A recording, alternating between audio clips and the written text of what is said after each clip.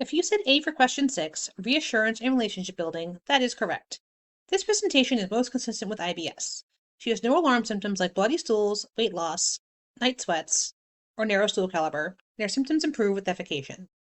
For patients with IBS, over-the-counter medications like loperamide and simethicone can be used to help control diarrhea and gas, but reassurance and relationship building are the best choices at this time.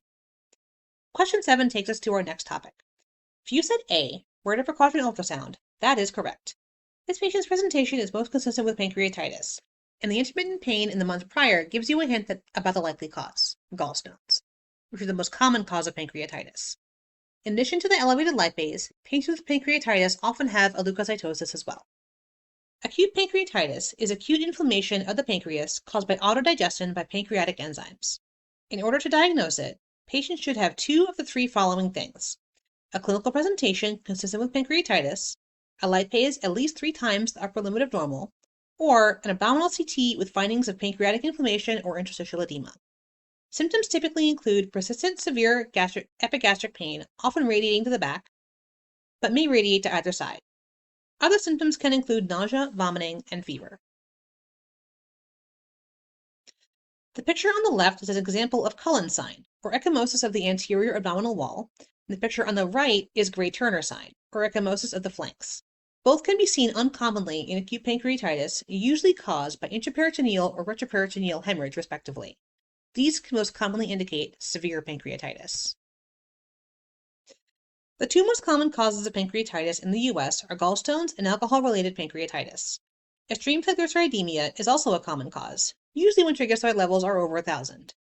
Other less common causes can include post-procedural pancreatitis, usually after a procedure like an ERCP, where the pancreatic duct is manipulated.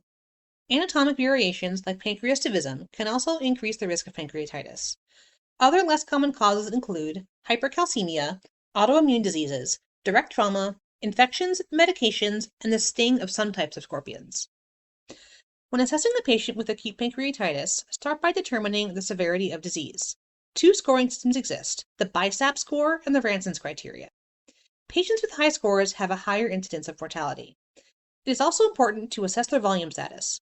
Volume depletions, as evidenced by elevated BUN or hemoglobin, or the presence of an acute kidney injury, are also predictors of a worse prognosis. Bowel rest is now recommended only if they cannot take oral intake due to vomiting or pain. They should be allowed to eat and drink when they feel like they are able to. Patients with pancreatitis need aggressive hydration and fluid resuscitation, as pancreatitis can cause significant third spacing and intravascular volume depletion. Pain control and identification of the cause should be the next priorities.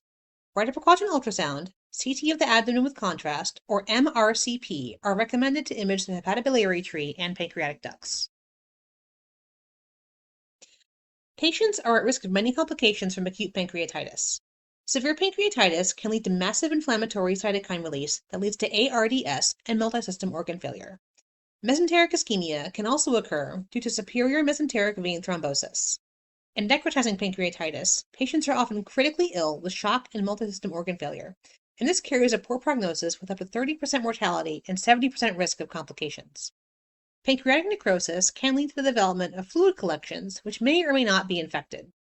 Antibiotics are not typically indicated in necrotizing pancreatitis, only if the collections are infected, which can be determined by aspiration and culture of the fluid collections.